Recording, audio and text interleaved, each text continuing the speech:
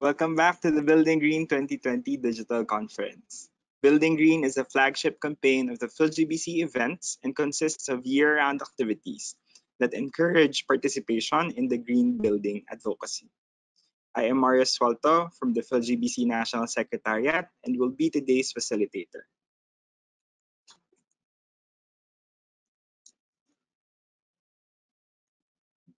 Before we continue, please be reminded of the following event guidelines. This webinar will be recorded by the PHILGBC National Secretariat for documentation purposes. We encourage active participation during the event. You may ask your questions using the question box in the GoToWebinar panel. Questions that you will raise will be addressed during the discussion period. Upon request, an electronic certificate of attendance will be issued by the PHILGBC National Secretariat to your registered email address. Please request a copy through events@philgbc.org. We would like to acknowledge our BG 2020 sponsors, our Diamond Sustaining Member, Neo Property Management, and our conference sponsor, AGC Asia Pacific. Thank you for your sustained support.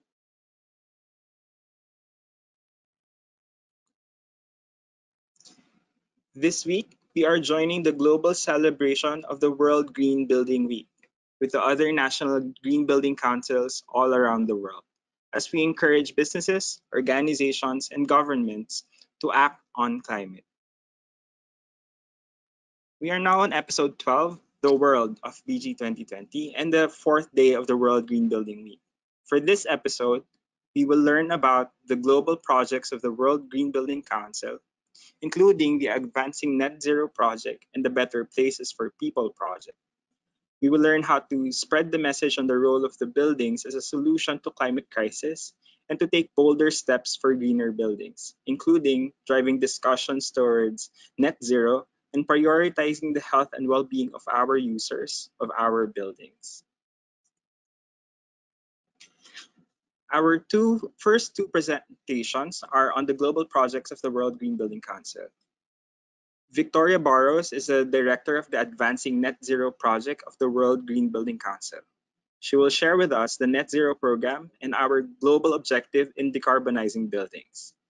She oversees and supports national GBCs participating in the project, as well as a number of other partnerships which provide funding and support, marketing and communication, and the Net Zero Carbon Buildings Commitment. Catriona Brady is the head of the World GBC's Better Places for People campaign. The global project supports the green building councils and their members to increase the demand and supply of green buildings which are supportive of the health, well-being, and productivity of the people within them. After the presentation of the global projects, we will hear from our partners in the region and in the country on their programs aligned with our global goals. Stephanie Lim, executive of the AGC Flat Glass Asia Pacific. She possesses work experience in facade engineering, providing structural calculation and thermal analysis for glass facade systems. She took part in different projects, both local and abroad, addressing solutions for site and fabrication works. Currently, under AGC Asia Pacific Philippines Representative Office, in July 2018, she is responsible for promoting glass and accommodating technical inquiries using her familiarity with the different codes and standards. She is a licensed civil engineer and a certified BERDE professional. The next presentation will be from S. Ragopati, Deputy Director General of the Confederation of Indian Industry, or CII, and in charge of the India GBC.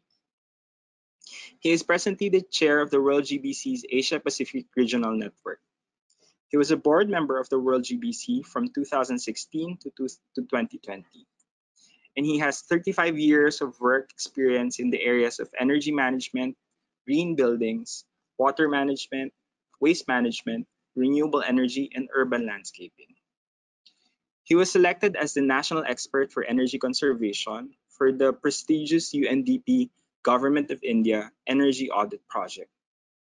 Under his leadership, CII Godrej GBC building gained the unique distinction of becoming India's first platinum-rated green building in 2004. As part of IGBC, he was instrumental in triggering the national green building movement, and under his leadership, IGBC has catalyzed over 6,055 projects, amounting to 7.61 billion square foot of footprint, thereby making India one of the top 5 countries in the world in terms of largest registered green building footprint. Lastly, Mr. Ramon Rufina is the Chief Executive Officer of NEO, the largest owner, developer, and manager of office buildings in the Bonifacio Global City Central Business District. He is also the principal real estate for the Threadborne Group Family Office. He was the chair of the PHILGBC, which he helped found in 2007, and currently is the treasurer and board member of the PHILGBC. He is also a global governing trustee of the Urban Land Institute, founding chair of the Next Gen Council of WWF Philippines, Real Estate Industry Network Regional Chair for Southeast Asia of the YPO, and board member of Arise Philippines. He is the youngest ever recipient of the Real Estate Personality in 2015 at the 3rd Annual Philippine Property Awards, and in 2016, he was recognized as a winner in the prestigious 40 Under 40 competition of Urban Land Magazine, which recognizes the best and brightest young land use professionals from around the globe. So let's hear from our colleagues from the World GBC on the global Advancing Net Zero and Better Places for People projects.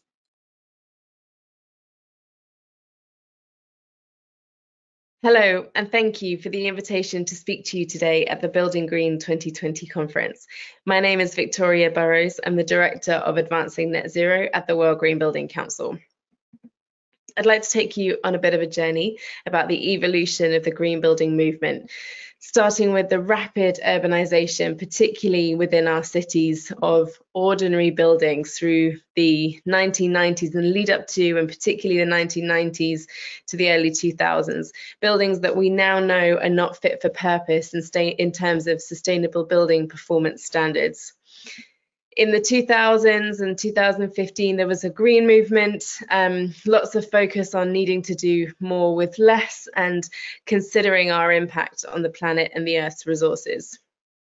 This led to the uptake of green buildings, buildings that do less harm on the environment, have a lower impact, and particularly the uptake of lots of rating tools for green buildings, such as the Verde system from the Philippines Green Building Council. But since then, we recognize that in order to reach the Paris Agreement climate targets and to secure a 1.5 degree or below global warming scenario, we need to eliminate emissions from as many sectors as possible. For the built environment sector, that means achieving net zero carbon buildings by 2050. And that represents an enormous leap between what we have previously defined as green buildings and how we need our buildings to be performing in the future. Looking ahead and beyond those targets for net zero carbon, how can we create regenerative and resilient cities and healthy communities? The Advancing Net Zero project was launched by the World Green Building Council in recognition of our need to accelerate uptake of net zero carbon buildings to 100% by 2050. The project sets out to increase awareness and education of the urgency and achievability of net zero carbon buildings, to achieve alignment and commonality between GBC approaches and certification schemes, and to expedite uptake in global markets by sharing market leadership examples at events such as this one. We have a vision for 2050 that combines the concepts of net zero operational carbon and embodied carbon into a whole life carbon vision that says by 2050, new buildings, infrastructure and renovations will have net zero embodied carbon, and all buildings, including existing buildings, must be net zero operational carbon. For 2030, new buildings, infrastructure and renovations will have at least 40% less embodied carbon, with significant upfront carbon reduction, and all new buildings must be net zero operational carbon. Within this framework, we set out a definition for what we mean by net zero operational and embodied carbon, and set guiding principles for how these should be applied for best practice applications. So, for example, in operational carbon, we are talking about how a building is used and monitored in its operation. We focus on prioritizing energy efficiency and then meeting remaining energy demand from renewable energy sources. For net zero embodied carbon, it's about preventing the use of materials where possible by maximizing the renovation of existing buildings and reducing and optimizing the carbon associated with products or new materials through the use of low carbon alternatives. Also thinking about the future, how buildings can be optimized for reuse and adjustment for future purposes, and how they can be deconstructed rather than demolished at the end of their useful life. And for both concepts, offsetting remaining residual emissions through the use of verified offset programs. I'll take a moment just to go through some of the definitions. First of all, the baseline performance of a building is if a building was to be built to local regulation codes, that would give us the baseline of a typical building of its type and its expected energy consumption. Through implementing energy efficiency measures, such as improving passive systems like optimizing natural ventilation to reduce the need for artificial lighting, or improving the active systems such as air conditioning so that they're very efficient. We can reduce the energy demand of a building, and that would mean it's an energy efficient building. It uses energy optimally.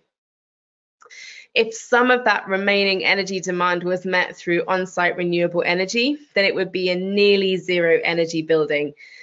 And that would be through things like solar voltaic panels for electricity or solar thermal for hot water.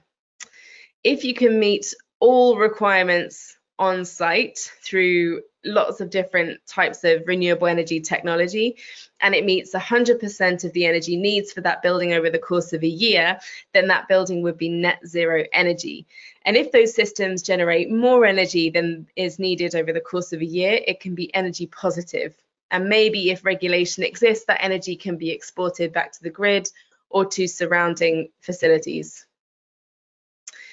We recognise that not all buildings are able to generate all of their energy demand on site, just purely by the types of buildings and locations. And so our definition allows for some off-site renewable energy procurement, so buying renewable energy from within your own country or abroad, further abroad, to reach a net zero carbon balance. And so that can either be met using some on-site renewable and some off-site renewable energy, or 100% off-site renewable energy where on-site is not viable. But we also encourage buildings and projects to think about how they can prepare for a future. If on-site renewable energy isn't viable today, it might be in the future. So how can you incorporate systems that would perhaps prepare it for a net zero future? Around the world, our green building councils are busy developing programs and initiatives that are taking that framework and those concepts and applying them in a way that it is relevant to the local market. So for example, in the UK, it takes both the concepts of operational and embodied carbon into a whole life carbon approach through their net zero carbon buildings framework. Similarly, in other countries in Europe, Germany, for example, climate positive, their certification also takes a whole life carbon approach. And some other markets are focusing just on operational carbon for now, zero energy where that's necessary within their market, or in the case of Singapore GBC, super low energy, which is a result of the high density and low land area that's available within Singapore, and so prioritizing energy efficiency. And then of course we have from the Philippines Green Building Council the Verde Net Zero Energy rating tool that's recently been launched. All of these initiatives that are based on voluntary standards beyond local regulation are super important in order to demonstrate to government that there are early organisations and businesses that are willing and ready to take the more ambitious routes towards high performance buildings. And that creates the innovation necessary for different design approaches and different technologies. And it signals to government that it's necessary for clearer and more ambitious regulation towards high performance buildings, such as net zero buildings.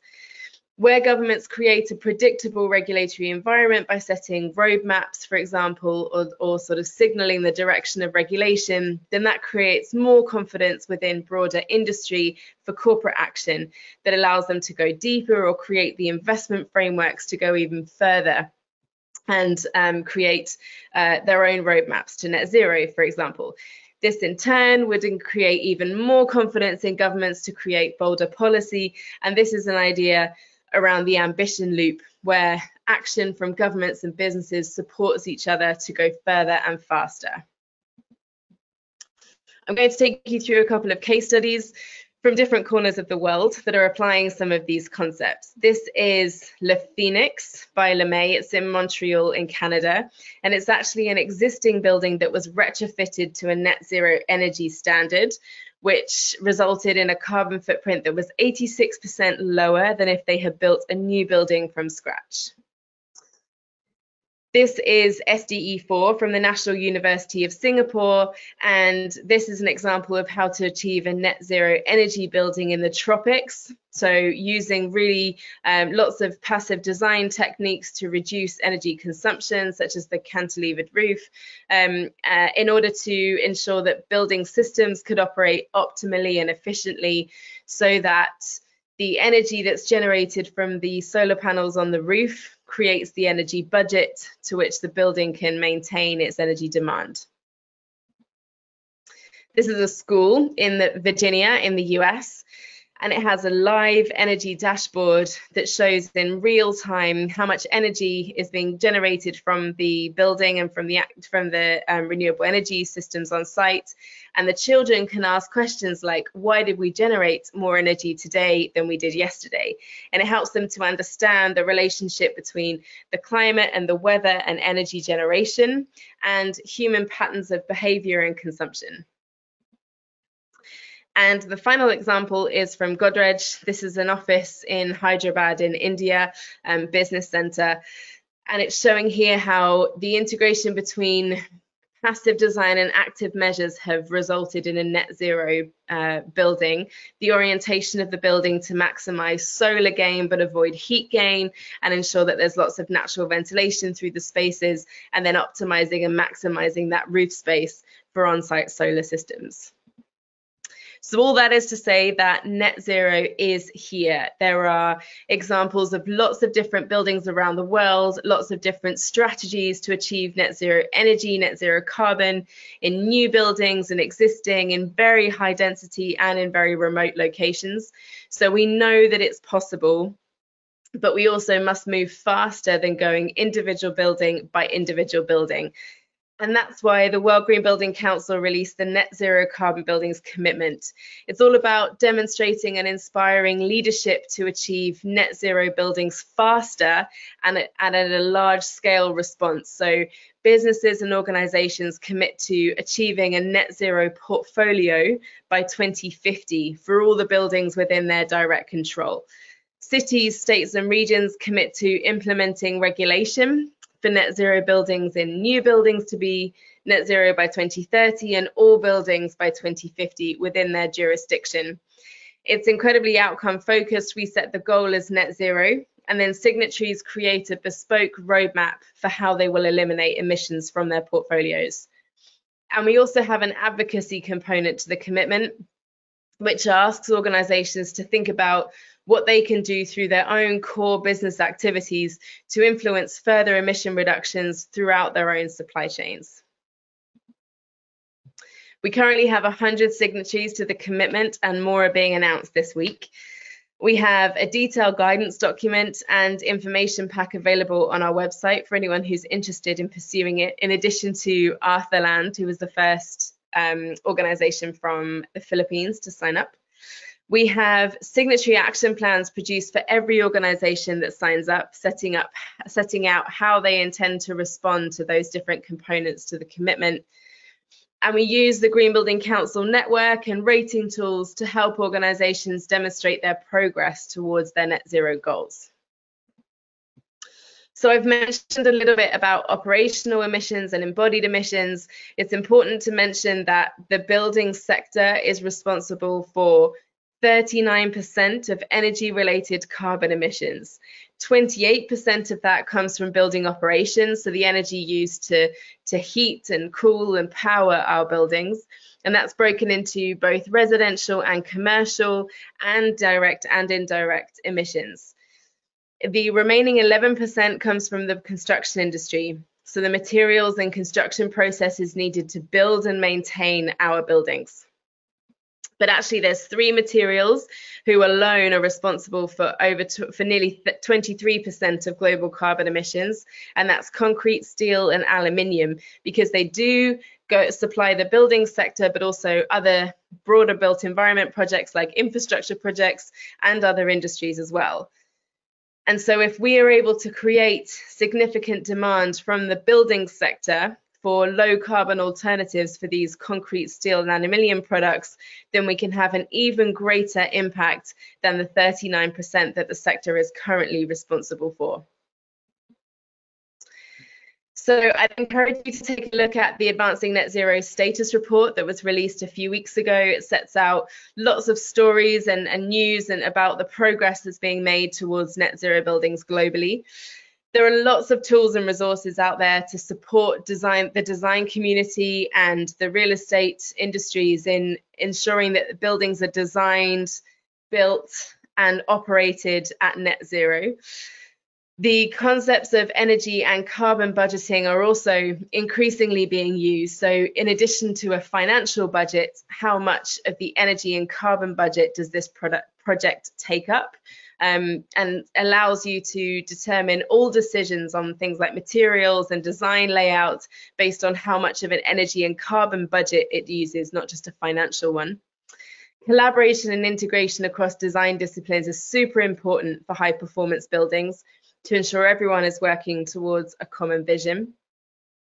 It's important to identify bespoke roadmaps. Unfortunately, there's not one single solution that can be applied to every single project or organization to reach net zero. And it takes a suite of different solutions and approaches to ensure you achieve the right one for your organization. Net zero can take many forms, as I've set out.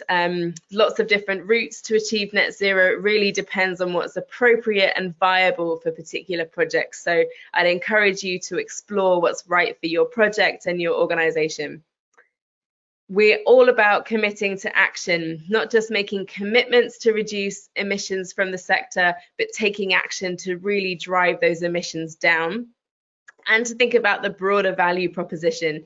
So not just the business case for addressing net zero, which is increasingly stronger, but also the different benefits that can be achieved through net zero buildings, things like resilience and future-proofing of assets for the future, creating more healthy environments for the internal working spaces for your staff members or your colleagues.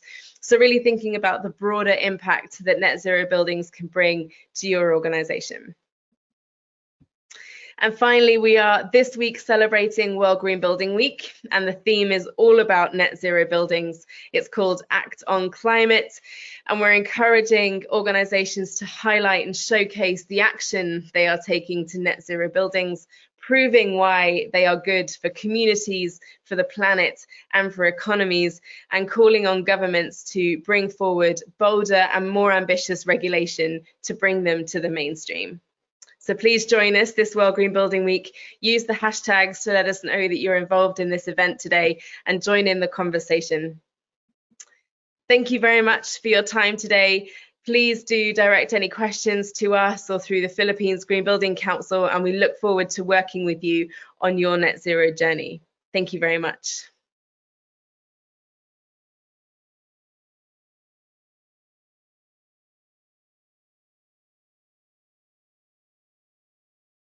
Hi everyone, this is Katrina Brady from the World Green Building Council. I'm delighted to be able to join you virtually for the Building Green 2020 conference, recorded here in my flat in London, England, where we are of course still under lockdown. I'm delighted to be joining you today to talk to you about health and well-being in the built environment and the Better Places for People global project. My role at the World Green Building Council is Head of Better Places for People and Strategic Planning Lead for the World Green Building Council. And I'll begin, if I may, with a short introduction to the World Green Building Council, which is a global network of around 70 national green building councils working together to accelerate ambition towards the United Nations Sustainable Development Goals, the Paris Agreement, and our goals for sustainability in the built environment for everyone, everywhere. Our membership represents around 36,000 organisations and has become the world's strongest local, regional, global action network for the built environment. We operate through our 70 green building councils, working together through 5 regional networks, representing a diverse and international membership base of organisations dedicated to sustainability at all stages of the value chain. We work in partnership with other leading organisations and unite as a voice of advocacy to be on the forefront of the climate and sustainability policy agenda. I've mentioned the Sustainable Development Goals, and these are key to our strategy for the next 3 years. We've been working closely with the Green Building Council network from across the world to identify the core areas of sustainability that are vital for our movement to address. You'll see at the bottom of my slide that there are 11 of the SDGs we identified our network is most likely to be able to positively and directly impact. And those can be brought together into 3 what we're calling impact areas: climate action, health and well-being, and resources and circularity. And my role at World GBC is to look after health and well-being, obviously an extremely timely and relevant topic at the moment, and that's what I'll be presenting to you about today. Now, our vision for health and well-being on a global level is to aspire for a built environment that delivers healthy, equitable, and resilient buildings, communities, and cities. That's what we are driving to do. And the way we are doing that is through a global project called Better Places for People, which was established 7 years ago and working to transform health and well-being in the built environment. The project is truly global. We have over 30 green building councils participating in it from all 5 of our regional networks. We're, of course, delighted to have Philippines GBC actively part of our steering committee. Now, in this presentation, it's important for me to give a summary of 3 of the biggest areas of focus for us as a global project.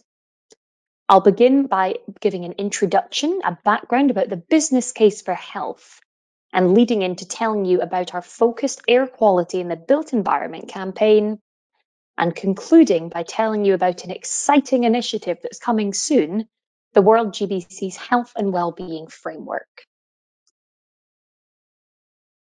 So to begin with some background, a statistic I always like to begin with is around the rule of 90. The first part of the rule of 90 is that we spend on average 90% of our time indoors. We have become an indoor species, whether that's our home, school, offices, retail environments. We are spending time predominantly within our built environment. Now, of course, this is a statistic that was gathered prior to the events of the last 6 months with the COVID-19 pandemic, which has just demonstrated that we've spent an even greater proportion of our time predominantly in our homes. And I think we have all come to realize both the mental and physical direct impacts of spending so much time indoors on our health and well-being. But in a commercial setting, the fact we spend so much of our time indoors is really relevant to the business case of an organization. And actually, your average office-based business spends 90% of their overhead costs on their people, their salaries, their benefits, their training, and this massively outweighs things like energy and rental costs. which does suggest that if you can invest in having happier, healthier staff who are more productive at work, this is a great way to see real financial improvements in an organization. Now, this business case is something that the World Green Building Council has been working to advocate for since 2013, when we first released our Health, Wellbeing and Productivity in Offices report, which you can see just here. Since then, we've published research focused on homes, schools, retail environments, gone back to looking at commercial buildings, demonstrating that this business case for sustainability does exist through that financial business case you can get through healthier, happier, more productive people. All of these reports are available free of charge on the World Green Building Council website. If you'd like to find out more information, it's through the Better Places for People section. Now, some examples of this, of how indoor health and well-being can actively improve the productivity, health and well-being of commercial building occupants are as follows. Firstly, a well-known study by our friends at the Harvard School of Public Health has shown that office workers, where they're brought into environments where they have access to better air quality, better ventilation, and reduced levels of pollutants, show higher cognitive scores versus conventional buildings. Similarly, with lighting, employees are less likely to be sick when they have access to views of nature, suitable daylight, natural light benefits their sleep, their work, their mood, their well-being. And similarly to that, brought into a healthcare context, a US study has demonstrated that hospital patients actually heal on average half a day faster when they have access to views of nature, natural vistas, whether that's trees, water, grass, access to that natural light, which is beneficial to their circadian rhythms. And extrapolated across a nation the size of the US, that would be representative of a $93 million saving to the nation. Now, these economics are visible all over the world in all continents, and this is an extract of a recent report, Green Healthy Homes, that again can be found on the Better Places for People website.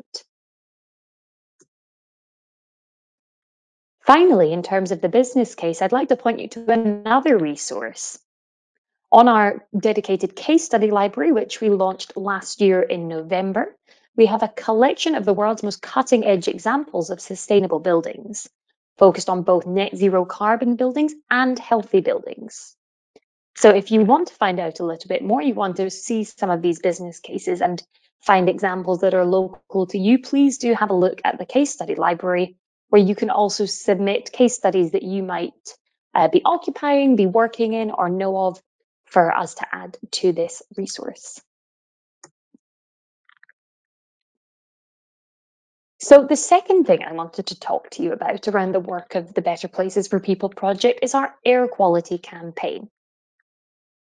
And I've mentioned air quality already in my introductory slides there, but what we recognized a couple of years ago is that air quality, looking at both indoor and outdoor air pollution, is really the fundamental health issue that is impacting people on a daily basis.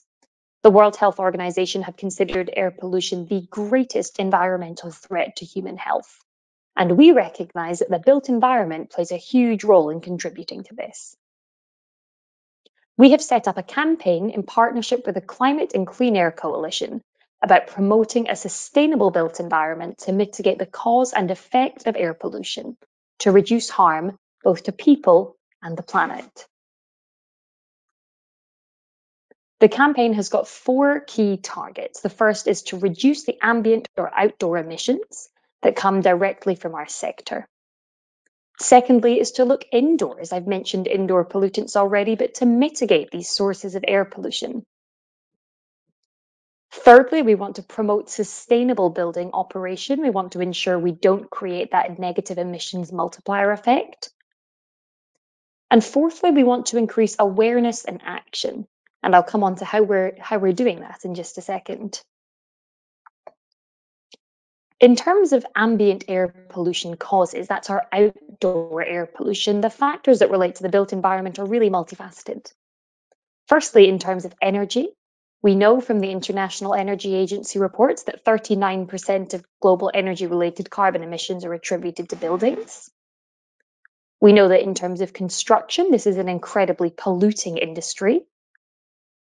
Also, in terms of construction, it can be both the way that our materials are produced, but also the actual construction processes, the fact that production on site can release carcinogenic dust, such as silica, which are incredibly dangerous for people who would be breathing them in.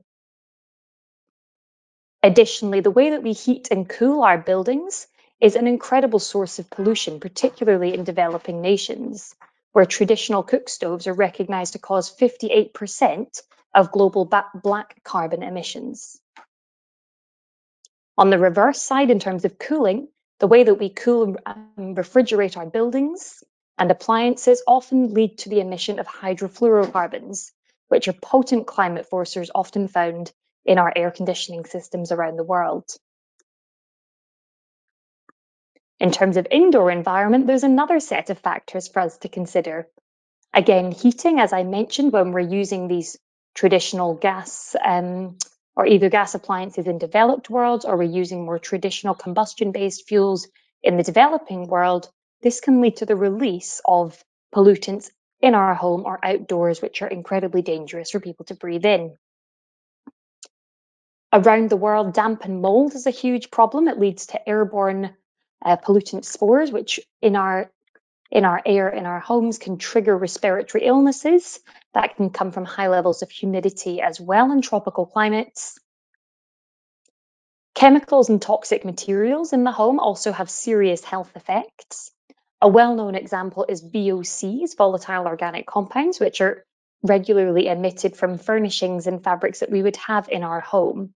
Things like paints, our furniture, our fabrics, flame retardants, glue, adhesives, that kind of thing, scented candles, cleaning equipment, all of these products can release these materials, which can trigger minor but aggravating health issues for the occupants. And finally, the most confusing one really is outdoor infiltration, the fact that most of our exposure to ambient air pollution actually occurs when we're inside buildings, bringing us back to that fact I showed earlier about the fact we spend 90% of our time indoors. So from the perspective of the World Green Building Council, we recognise that we cannot improve what we cannot measure, particularly with air quality, which is predominantly an invisible health threat, but is having huge social and environmental issues. We recognise that there is a commitment that needs to be made to increase access to publicly available data. And this is what we're trying to do. We're trying to create a call to action for a healthier, more sustainable built environment focused around highlighting air pollution and working towards cleaner air through our Plant a Sensor air quality monitoring campaign. Now, with this campaign, we hope that people will be installing sensors in and outdoors of their buildings all around the world. We know that 91% of people live in places with unsafe levels of air pollution, so we could all benefit from monitoring indoors and outdoors. And we hope that this data will help to enlighten citizens, give us awareness of the air quality that faces us and influence our behaviour to manage that. As well as citizens, we want researchers and policymakers to be equipped with this data. We want to empower advocacy around this data and ensure ultimately that the impact of the built environment on air pollution is recognised and understood. Now, I would encourage you all to look at our campaign map. It's available at worldgbc.org/plant-a-sensor, where you can see the real-time sensors operating around the world and see some of the data that's being shared publicly currently. Now, this is a campaign open to all. We would encourage everybody listening to get involved. Please do see our website to find out more. The way that you get involved is Plant-a-Sensor participants. That can be an individual, an organisation, a school, a government, need to acquire at least one sensor, commit to setting it up as per the campaign methodology, and begin to monitor and report their air quality data through our public campaign platform. The campaign platform is hosted by our partners Reset Earth, who we will be collaborating with on air quality data analysis, as well as contributing to wider citizen science campaigns around the Earth Challenge 2020 campaign, led by the Earth Day Network as part of their 50th anniversary celebrations this year. Now, this is what our campaign map looks like. You can find it through the World GBC website or through Reset Earth directly. We only launched the campaign in March, so of course the last 6 months have been very difficult for people to be able to install sensors in their offices, schools, whatever buildings they want. But we have sensors being sent around to GBCs in over 20 countries around the world from all continents. So we're looking forward over the coming year to continuing to make as much data, air quality data, publicly available to the industry.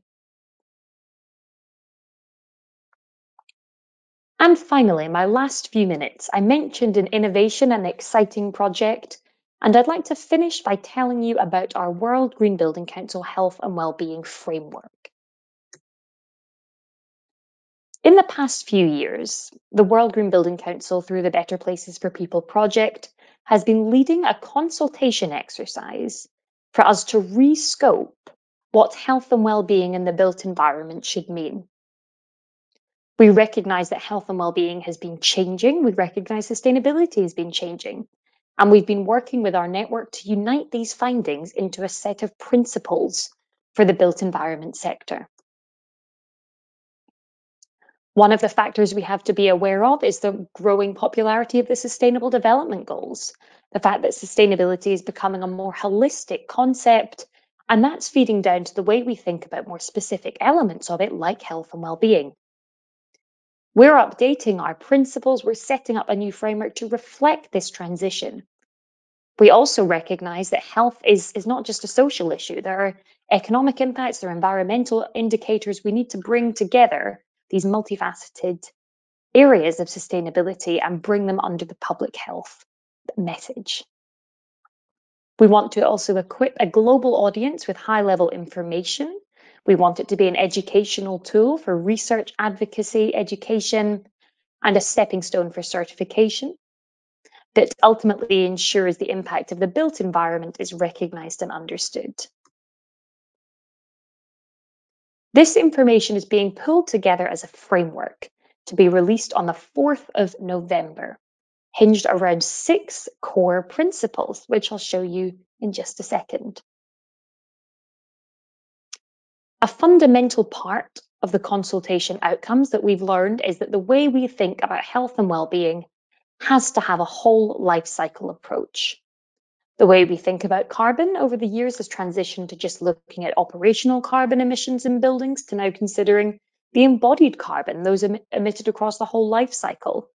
And we're doing the same for health and well-being. We should be considering all stages of the supply chain, construction, people involved in the sourcing and creation of building materials, as well as the occupants, local community, and people involved at end of life. Now, the 6 principles I mentioned are drafted. They're currently being worked on by our steering committee, but I'm pleased to show you them below. They cover topics around health, comfort, access to nature, human behaviours, social impact, and environmental issues. And each of these principles is detailed with sub-principles, which you can see an overview of here.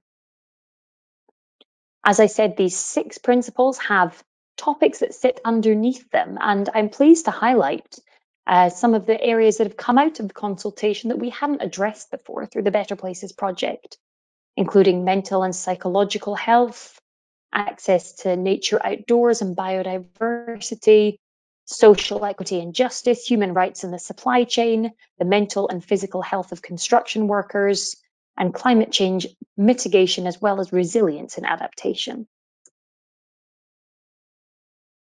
This framework will be launched on Wednesday, the 4th of November through a global launch summit, which I would encourage you all to stay tuned for more information, and please do feel free to join us for this event. It will be free of charge, and we're welcoming keynote speakers from the World Health Organization, Harvard School of Public Health, the International Human Rights and Business Institute, as well as speakers from the United Nations and other important international organisations. On the same day, we'll also be releasing the framework report and online resource, which will be available for everybody to use. The framework can be used as a communications tool, a checklist for organisations, as a stepping stone for certification, an educational resource, or a way to map alignment to and inspire and create a backbone for advocacy work. So I hope I've demonstrated through an overview of the different areas of the Better Places for People project that a holistic approach to sustainable development is the backbone of the way that we're pursuing advancement in human health and well-being within a sustainable built environment. If you have any questions about anything that I've presented on today, I would welcome your direct communication. Please do reach out to me personally or through the World Green Building Council channels. Thank you very much for your attention today. Thank you very much to Philippines GBC for the invitation to participate in this conference, and wishing you all a very good day. Thank you.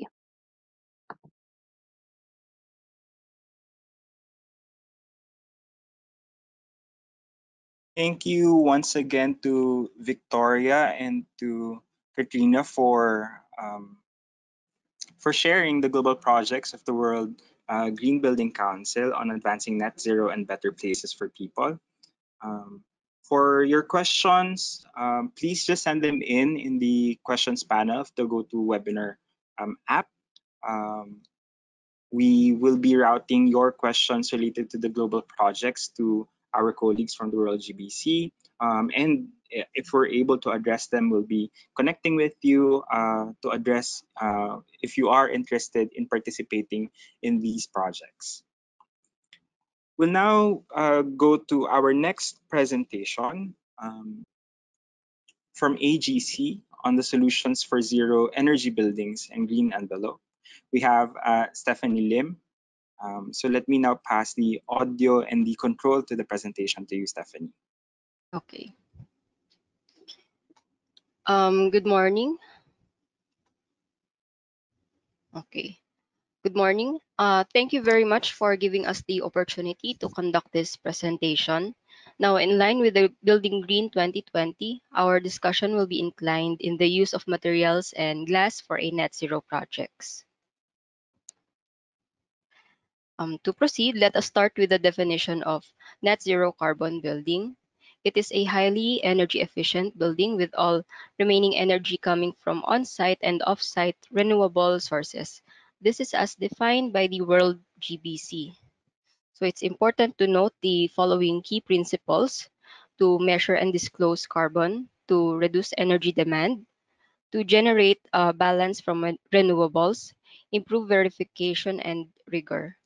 So this pathway to net zero requires us to reduce energy demand and consumption, then improve energy efficiency, that is by yielding higher incomes from fewer resources, deploy renewables to power energy demands, and hopefully in the future we achieve the 100% net zero carbon buildings. So we are targeting by 2030 that all new buildings to operate at net zero carbon.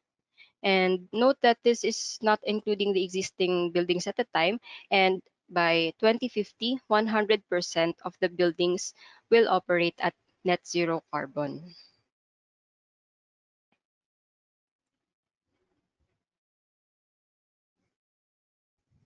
Okay. So let us go to the concept of ZEB, or Zero Energy Building. That is by the Japanese Business Alliance for Smart Energy Worldwide. So here are the following ZEB series. When we say ZEB ready, this is energy saving at 50% from reference point.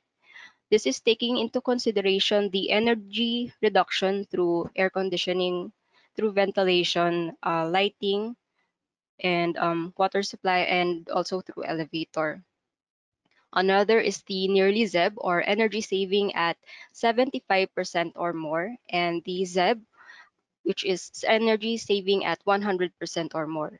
So to achieve the nearly ZEB or ZEB net zero, it is important to note that we have energy generation by renewable energy source.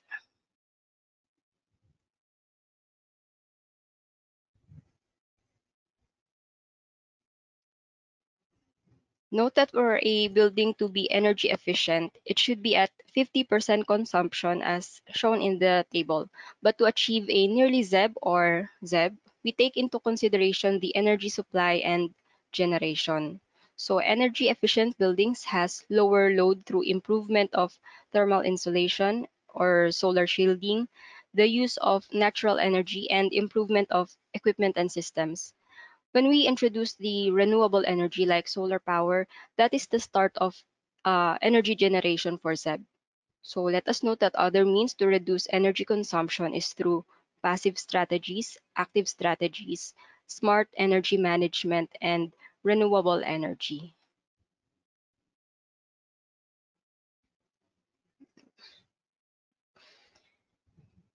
At AGC, we provide solutions to attain this ZEB green building envelope. So our energy creating and energy saving products are building integrated PV module, high performance glazing, raw materials for insulation, and heat reflective durable paint. Okay, next.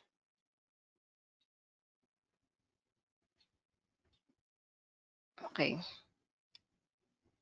So we would like to share one of our AGC buildings. This is a glass building in Europe, which is at near ZEB. So the project is qualified of an excellent level by BREEAM as one of its key features. Okay. So it uses different AGC glass-based products for the vision, for the spandrel panels, the LEDs, the photovoltaics, and such, with sunshades that automatically turn towards the sun. It has shading surfaces with coatings that help maximize heat reflection, well-planned office layouts, and interiors that is flexible to adapt to changes.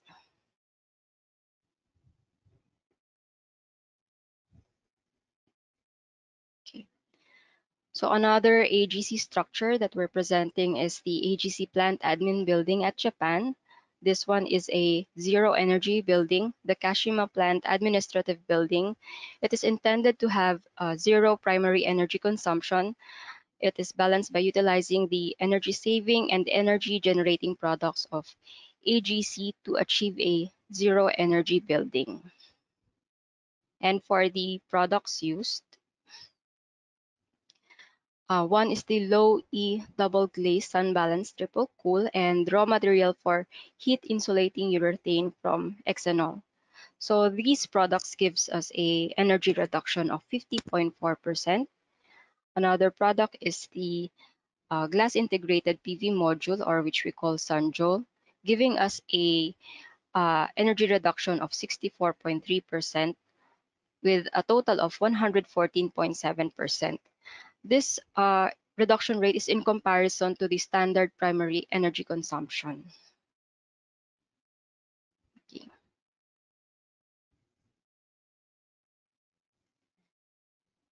One of the AGC products is our high performance glass. So we have various soft coated and hard coated glass options to achieve the architectural requirement with design thermal comfort intent. You can utilize glass to minimize solar energy coming inside the building, thus reducing the cooling energy load from the air conditioning units. As glass makes up the majority of the building skin, it is important to understand how can we design glass to be a component in energy saving.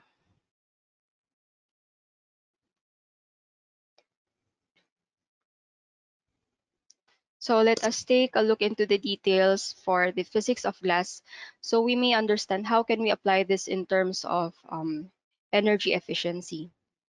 An important factor we must consider is the solar energy spectrum. With the energy spectrum, we can measure the energy transmission, the light reflection, and internal light reflection. So the spectrum has corresponding wavelengths and energies. with the visible light and infrared contributing a big part to the solar energy. This in return helps us define the reflection properties, the color rendering, and performance data.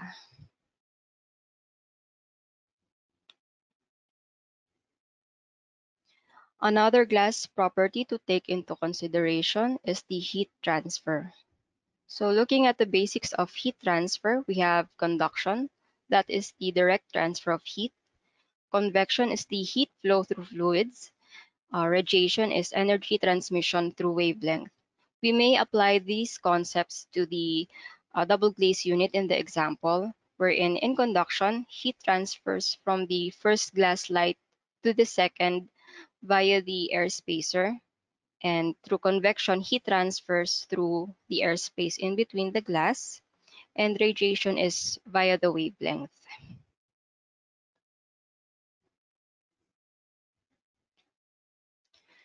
So in the image, as you can see, is the glass performance data. You may request for this data according to the glass configuration you needed. So it shows the typical parameters you need, like the light transmission, the light reflection, the solar factor, the shading coefficient, U value, and the type of standard used. So we will go through these parameters in the following slides.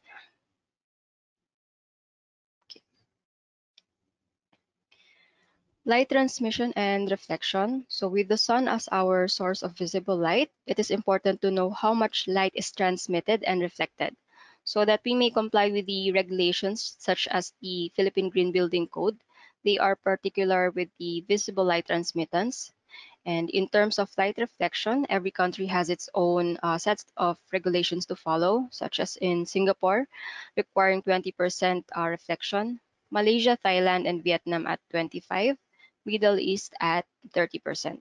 So for the internal light reflection, it is usually up to the architect or interior designer on the limitations of the internal light reflection.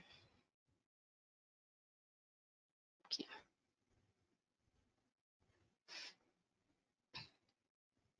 So for the solar factor, or in other terms, the solar heat gain coefficient, it is the glass's ability to block the heat we feel from the sun, with our source of heat energy being the infrared rays coming from the sun.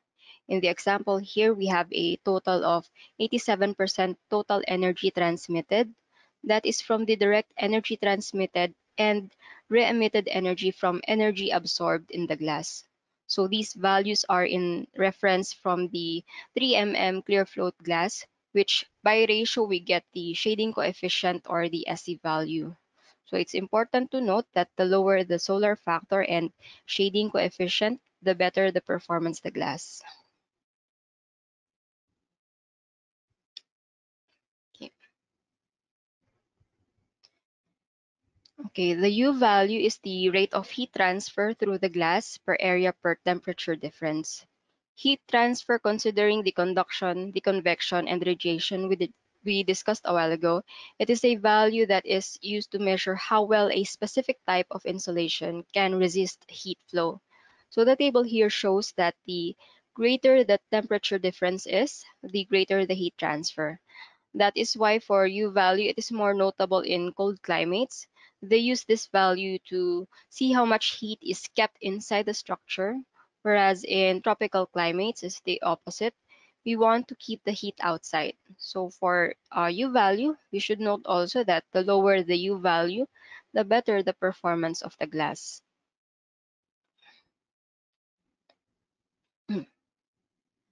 There are different standards which generate the glass performance data depending on the country.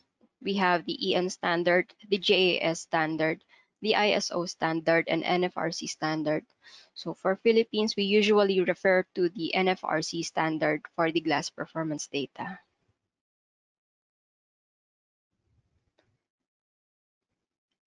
Now that we know the fundamental glass parameters, how do we improve these values?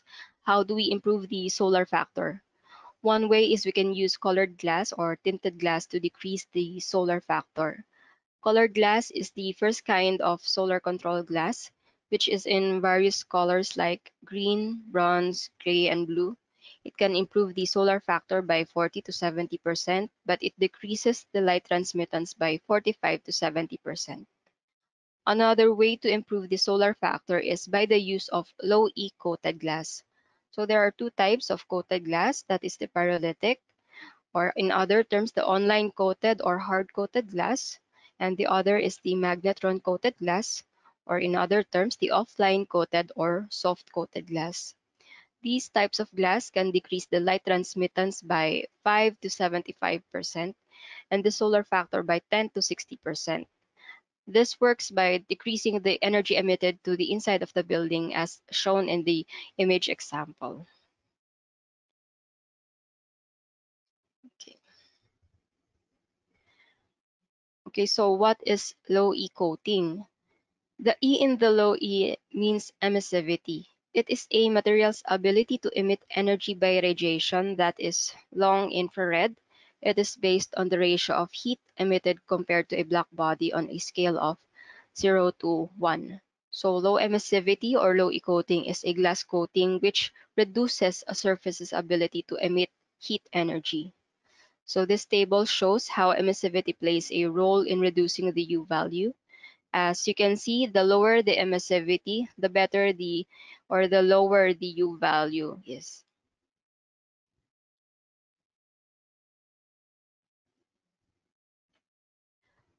Another way to decrease or improve the U value is by the different types of glass configuration.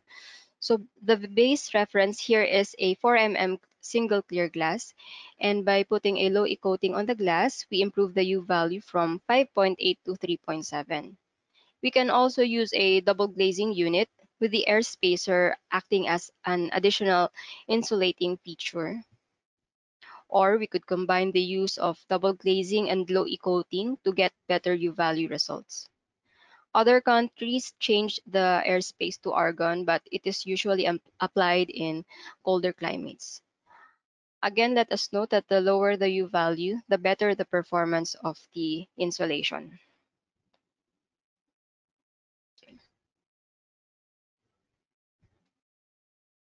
So AGC has a wide range of pyrolytic and magnetron coated glass depending on your needs.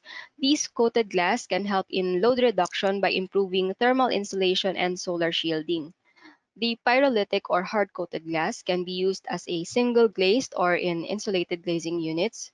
So if you need a reflective solar control glass, we have the Stop Sol series. It comes in two color types, that is the Super Silver or Classic. For a neutral aesthetic but provides a good solar control low E, we have the Synergy series. It has a low solar factor and U value, with the coating on clear tinted or sigma range glass substrates. Now, under our magnetron coated glass or soft coated glass, we recommend this to be used in insulated glazing units wherein the coated layer is at the airspace layer. So one is the T-Sunlux. T-Sunlux has this beautiful reflective feature and can provide low solar factor. Because of its aesthetic, it is sometimes used for indoor segments. And another, for better solar factor and U value, we have the Stop Ray series. There are different types depending on the light transmittance and solar factor requirement. So we have the Stop Ray Smart, Stop Ray Vision, and Stop Ray Ace, utilizing single or double silver magnetron coating. So if you need glass performance data or need a coated glass solution for energy efficient buildings, please don't hesitate to contact us and we'll discuss your glass needs.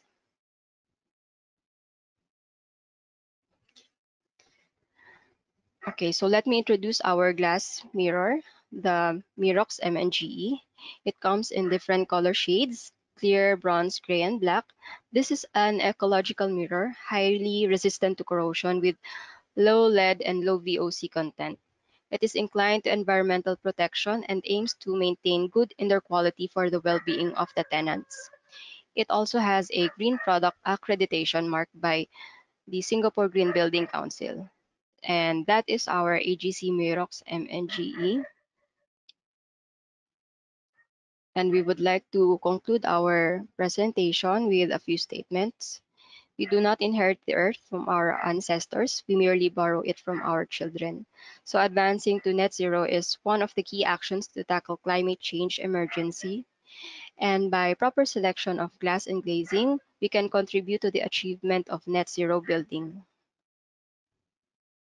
So that is for our presentation. If you want to discuss energy efficient gas solutions, you may reach out to me in the contact details in the slide.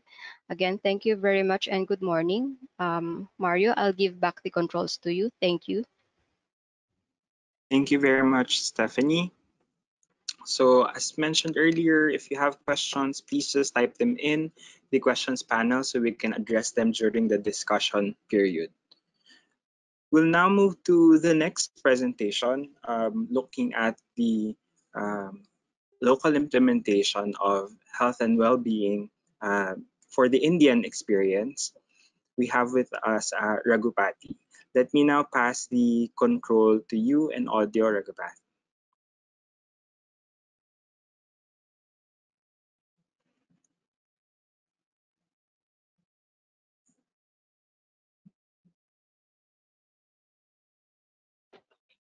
Good morning, everybody. Welcome to the Philippines Green Building Council Conference.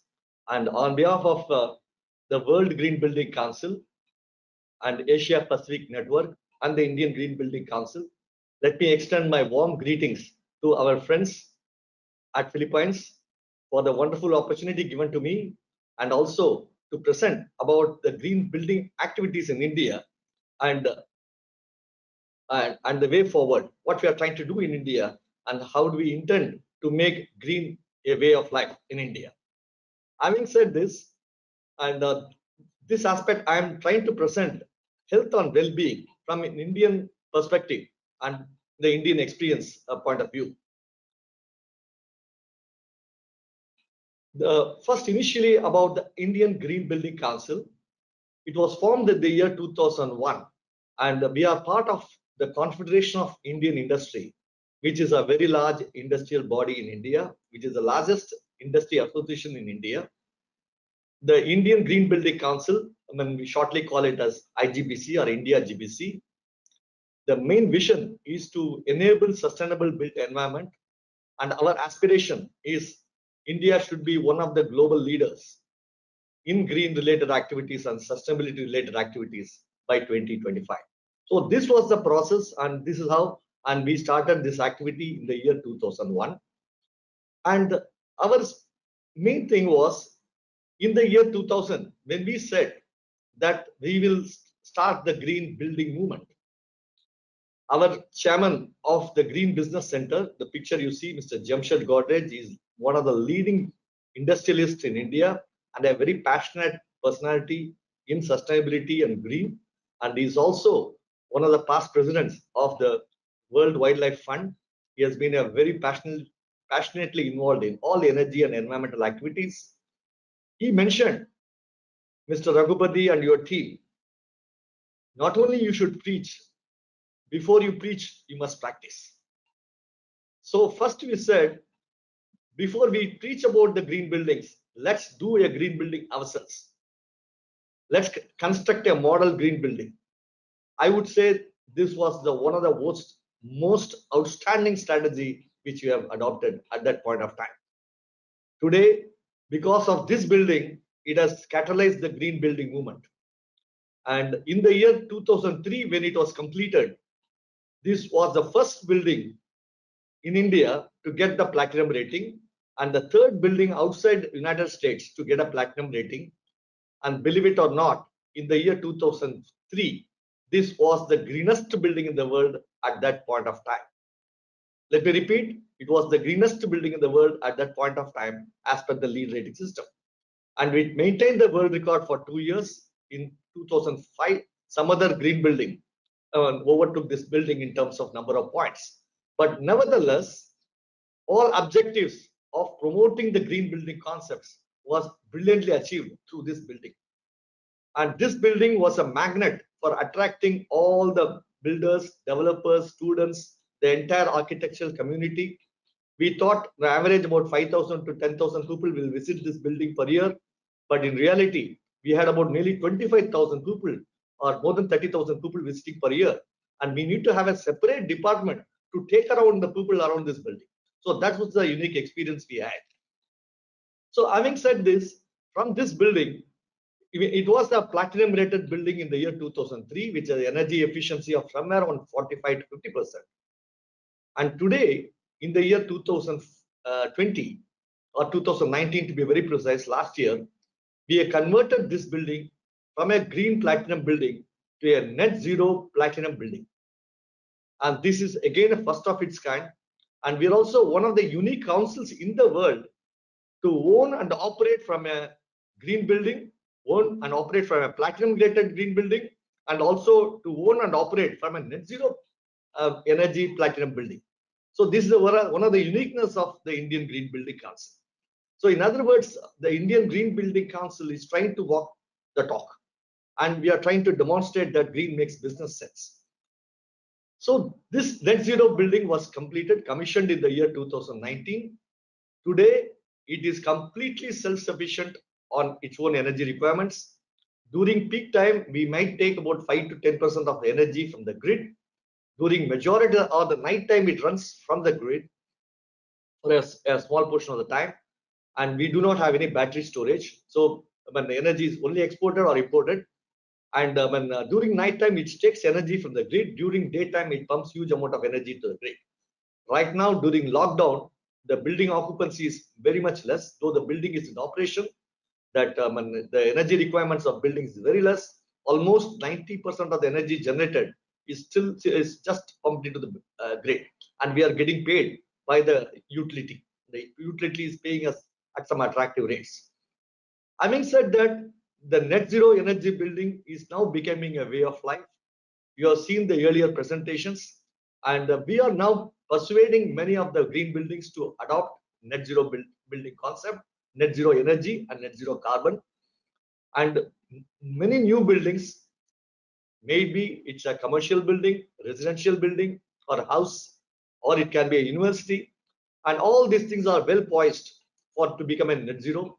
In fact, some of our metro stations are completely net zero right now, many of the metro stations in India.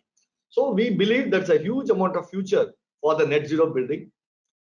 When we designed some of the unique features, the original platinum rated building had about nearly 45 to 50% energy efficiency, and we further improved the energy efficiency by 25%. Today, the net zero building is about 60% total energy reduction when compared to a normal good building. And it has got a bifocal solar PV module. That means the module which is on top, it can take energy from the bottom as well as on the top. Top takes care of almost 90 to 95% energy. Whatever the energy that has gone through the gaps gets reflected from the wall and back into the bottom surface. So it is almost very efficient. And the investments what we made for the solar photovoltaic and the additional modification that was made on energy efficiency aspects to get the additional 25% saving, that entire investment was paid back in 5.8 years. And in other words, any thermal power plant or any other plants as the energy payback periods of somewhere between 6 to 8 years. And we believe, this is the initial stage. As the time progresses, we sure the payback periods will come down and make it more and more attractive. In other words, what we are trying to prove is the net zero energy buildings makes good business sense. So this is the approach we are taking. Another very interesting point, in the year 2001, we started with about 20,000 square feet of green building footprint.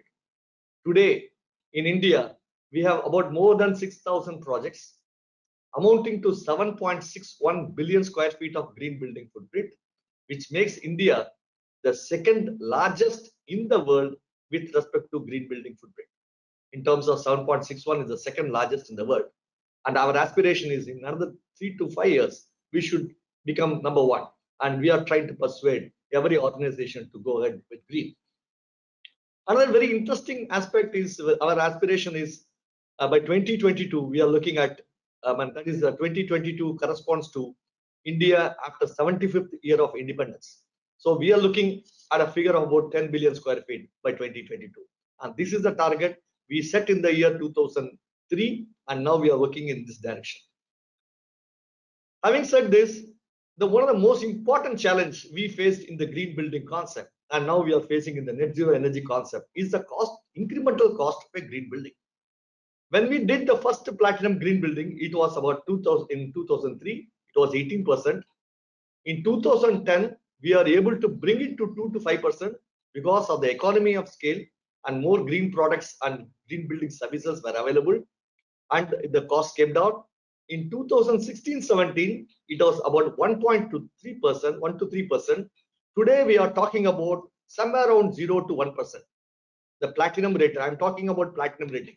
Gold rating and silver rating and all, it can be done almost very insignificant cost. As on today, our statistics indicate the incremental cost is less than 1%. In fact, some cases, if the building size is very, very large, it is very even difficult to quantify this 1%. And our belief is within the span of another 2 to 3 years time, the cost of a green building will be much lesser than a conventional building because of the material savings, because of the energy savings, other things, both operating costs. Obviously, operating cost is always lower. The initial investment also will come down lower because of the material savings that comes along with it, and better green building practices get evolved over a period of time. So this is what we are trying to say. Now let me focus on some of the new concepts and which the Indian Green Building Council is pursuing. This is a concept of a people-centric design and how the green building is now positioned and better leveraged from health and well-being of the occupants. And I will try to cover some case studies, some interesting facts and anecdotes on those lines. Having said this, on this concept of the health and well-being rating, India has 22 rating systems, out of which one of the popular rating system is health and well-being rating system. This was launched by Tai Li Xiang when he visited India in the October 2017 as a part of our Green Building Congress, which is the biggest event that happens in India. Participated more than by about 4,000 participants, and the majority from India and about 90% from India and rest from the rest of the world. And what I'm trying to say is some of the key features it covers. When you pursue the IGBC health and well-being, you design the building and operate the building in such a fashion it is getting a high quality, purer indoor air quality is assured, and it maintains the cleanliness and safety of the employees, and especially in the context of the COVID situation. This is a fantastic asset from this perspective, and it also enhances the comfort of all the all the stakeholders and the users of the building, and it also improves the water quality and quantity related aspects, and it also improves the productivity. We believe, and we have very clear statistics to prove, the productivity and the people inside the building has gone up by anywhere between 5 to 10%. The absenteeism has come down, the health of the people inside the building has gone up, and because of that, the productivity, the commitment, and the talent retention of the employees has gone up in many of the buildings. That is how our statistical impact has been measured like that. And we have done random surveys in many of our buildings, and in all the survey, the people expressed enormous level of satisfaction and happiness. In fact, this contrast is very, very striking. When you move from a normal building to a green building, almost 100% of the participants were extremely happy with the quantum of daylight and the comfort that is there. And because of that, people love to come to the building. People love to come to the workspace, and it makes them more creative. And in the process, because the health being improved, the productivity has also gone up. So green buildings actually makes very good business sense. It is not the energy savings alone. There are many other benefits which should, when quantified correctly, it has got a fantastic financial impact. And the most important thing is the quality of life inside goes up tremendously. Having said this, I am trying to go through one fantastic example in India. This is an outstanding example from India. This is an existing building, Paharpur Business Center. This is a big office complex in the heart of Delhi, in New Delhi.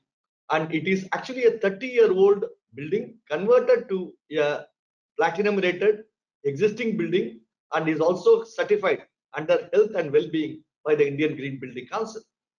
And I will take you through some of the key features and the parameters that have been very successfully implemented and achieved by this wonderful company. And first important point is, believe it or not, it maintains a garden inside the building.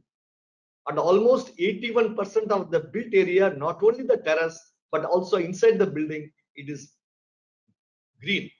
That you are living and breathing and working together with plants. While the plants work to generate oxygen, your productivity goes up, and the people work for the betterment of the organization and betterment of themselves. So you have a combination of vertical landscaping, potted plants, several plants, and all the data are available. What type of plants, which type of plants are easy to maintain, which plants give maximum oxygen. All these things are documented in the case studies in the website. You can have a look of their websites also. In other words, the indoor plants actually are generator of oxygen, and you'll find in some places they are able to pump in oxygen also. So that is the type of effort that has gone into this building. Now let me give other examples. Even the terrace has been completed, and even the workspaces, dining spaces, you are living with the plants. The air purifying plants are there. Second, every location of this building has got electronic air cleaners, by which the particulate emission inside the building comes down. There are energy recovery ventilators are there with built-in filters, MERV7, which completely removes all the PM 2.5 and PM 10, and it drops down all the particulate emissions very significantly. Next slide, I will show you what is the actual performance of these filters, etc. I must say this is the statistics of Delhi. The pictures the table we have is a data of the ambient air on one of the worst days in Delhi. We have taken this data, the company has taken this data on a worst day, Diwali. Diwali is a festival day in India where crackers are lit outside. It creates huge amount of noise as well as dust and huge amount of particulate matter. A normal Delhi, the best days are somewhere around 150 to 100. On worst days, it is about 250. Or bad days, about 250. Worst days, the PM 2.5 can be around 400 or 350 to 400. These are all on the days where certain days emissions are very high, where external pollutions are very high. Even on the worst days, you see the performance. When it is measured in the greenhouse, it is somewhere around 14, PM 10 is 14, and PM 2.5 is 9. What is the significant drop? It is almost, I would say, 99% drop. And you see the operating floor where maximum people occupancy. That's why outside CO2, it actually goes down from 420, it generates oxygen, and the CO2 level goes down to 415. When again goes into the actual building, it increases because people pump in more CO2, the people inhale oxygen and exhale carbon dioxide, it goes up to 482. But because of the filters, etc., you see the particulate emissions. It is actually converting hell to heaven. This is what the filters are doing. This is how the building has been designed and very successfully operating for last 3 to 4 years. And these parameters are fully be maintained, monitored. You have continuous monitoring, which you're seeing on the right side. I'm only showing the picture of this one. You want to have a data, it is readily available to you at any point of time. And it is monitored 24 hours real time, and controls are happening automatically. Moment something goes wrong, it triggers alarm and we can take the corrective action. So in other words, friends, what we are trying to say is when there is a will, there is a way. You can achieve global standards, and you can provide high quality of service. It is possible for a building owner or a person who owns the building and operates the building can give high quality performance of the building to the occupants so that the occupants' productivity and health can be assured. And this is another very interesting point. This company is walking the talk. And not only they say that they make food available, of course, there are all at subsidized rates. The people pay at a very, very less rate for the same food, which is available externally in the market. But this quality, healthy, nutritional food is not available outside. It is specifically made for the occupants of the building, and it is available, and daily there is a choice of menu. You have a healthy food. In other words, for the people inside the building, it is not only the ambience, It is also what they consume also make them healthy. So this organization is taking the lead and providing the food at a very subsidized rate and making healthy and nutritional food available for all the occupants of the building. And this is a every day, this is a regular practice. In some section of the building, it operates almost 24 hours. So the food is available like this on the menu. Second, it is also important to see when I'm in the last slide. If you see buildings and operation perspective, the one that the cost that is visible is energy cost. The second thing is the rental cost. This is what people always a typical owner is worried about, and the energy cost. But the real cost, as you will see, is in terms of human resources. Your salary that you pay and all the benefits you pay, it is accounts for almost at the rate of about 90%. It can vary even 95%. In the in the Asian countries, our salary percentage is always low, but in case of other European countries, it can be completely different. It can be much higher.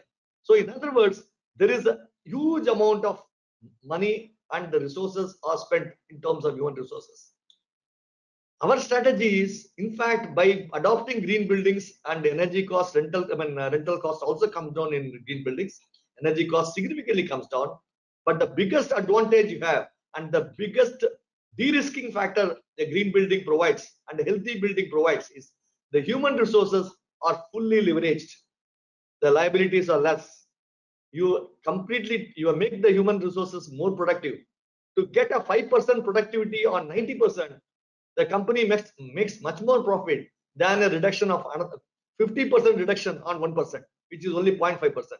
On 5% reduction on 90% is 4%, which is a very, very significant, achievable, and easily sustainable results. So, friends, the message from the World Green Building Council, the message from the Asia Pacific Network, and is to make a building a healthy building, a green building, energy efficient building, net zero building, and it should be a healthy building.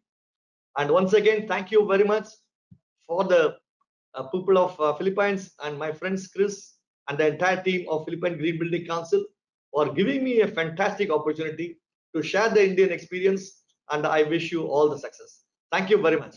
Thank you. Over to you, Mario.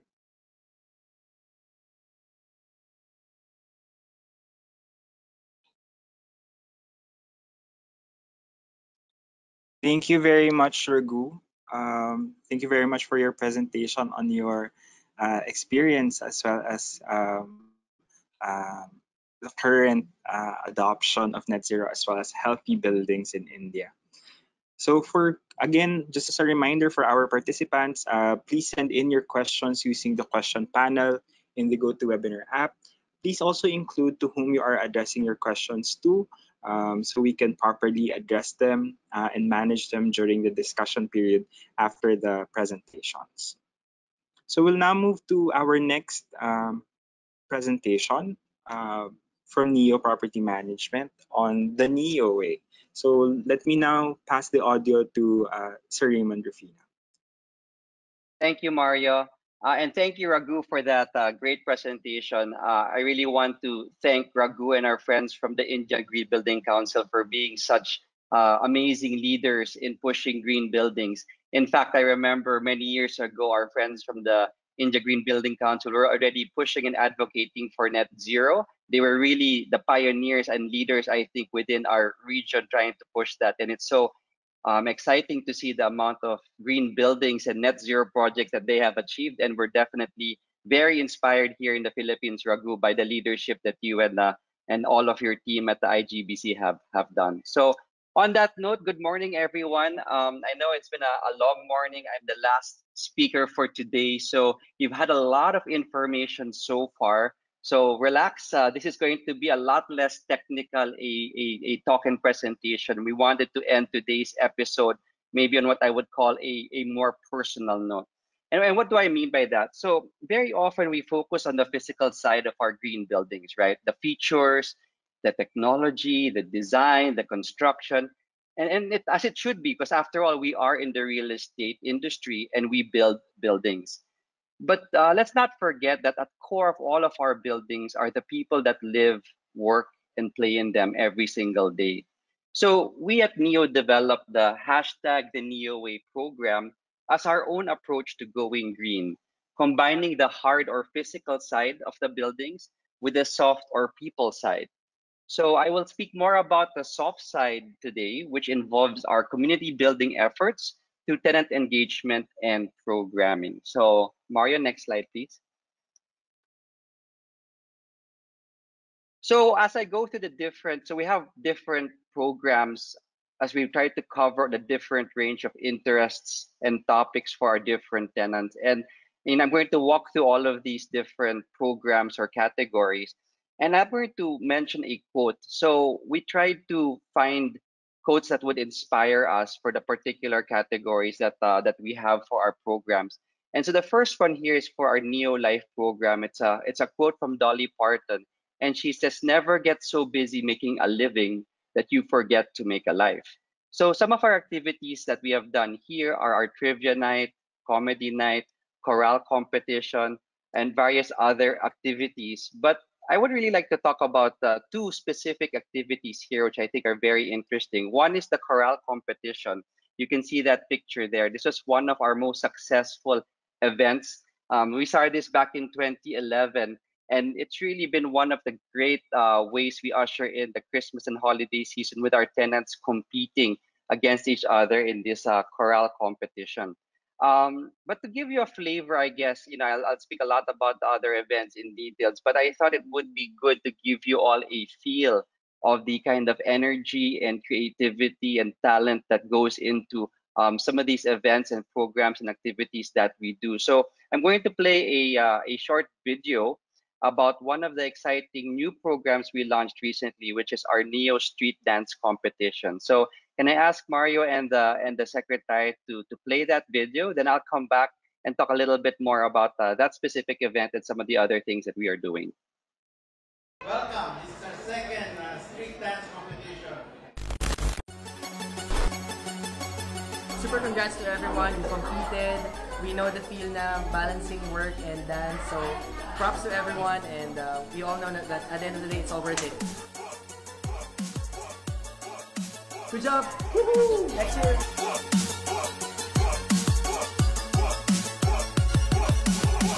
What's up, guys? It's always a pleasure hosting for y'all. It was a great competition. A lot of people enjoyed, and I hope you guys keep doing it in the next year's work-life balance. Peace.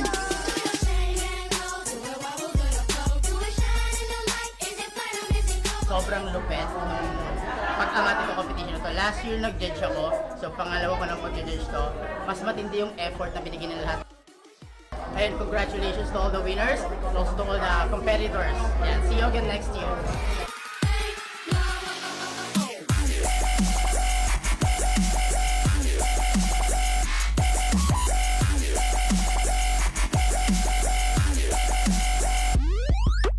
Grabe yung commitment ng mga teams kasi sobrang linis ng mga pyesa. Given na working sila, as in regular working, tapos ganun kalilinis yung pyesa, as in sobrang nakagulat. Yeah, congrats sa lahat.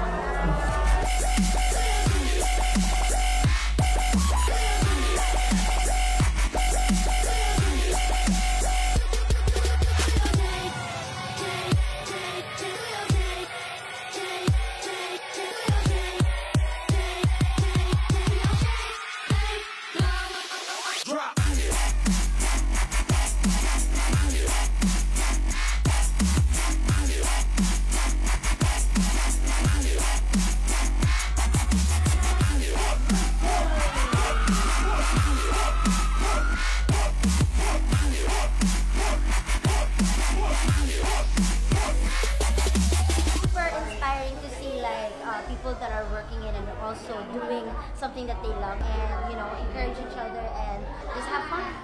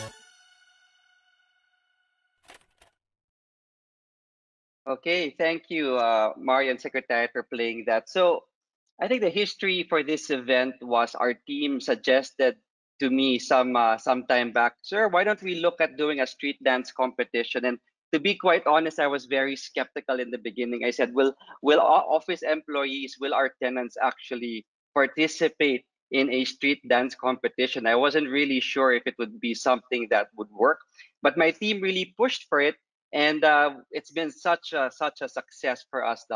We've had this. You can see from the video the amount of energy, the talent, the excitement that they have. 11 companies participated, and really from software engineers to accountants to bankers to just regular office staff. It really is a showcase for us as a country, the Philippines, in terms of our talent and creativity and what we're able to achieve. So very exciting event that we had as part of our Neo Life campaign. Next, please. Neo family. So Nelson Qua says the family is the lifeblood of a society on which the foundation of the nation is built. So, many times our families don't really understand where we work, what we do, or don't have that connection with our offices. So we thought it would be good to launch some activities, and you have some pictures here showing our Bring Your Kids to Work Day and Halloween Festival, where we really invited families to come over, experience the offices, have a time to meet other employees from within the group, and have a nice time with their kids, because families are so important. Next, please. Neo Green. Wendell Berry said the earth is what we all have in common. And one of the very, very exciting activities we did was a coastal cleanup.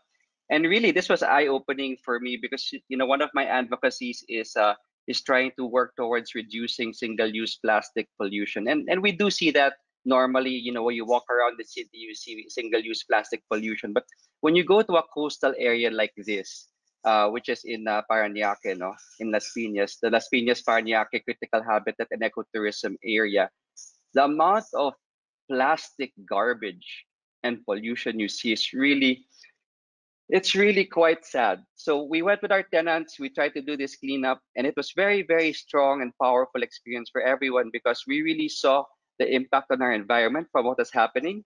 And we were really able to do what we at least could do for a day, which was clean up this coastal effort, this coastal area. So that was another very successful event that we did. Next, please. Neo safety. Safety isn't expensive; it's priceless. I think, especially now with the current pandemic, there is a focus on how we can improve safety. So before, we used to be very focused on emergency preparedness, first aid. Now our focus is really on how do we keep everyone safe within the buildings. So here you have a couple of the activities and activities and campaigns that we're doing. Next, please.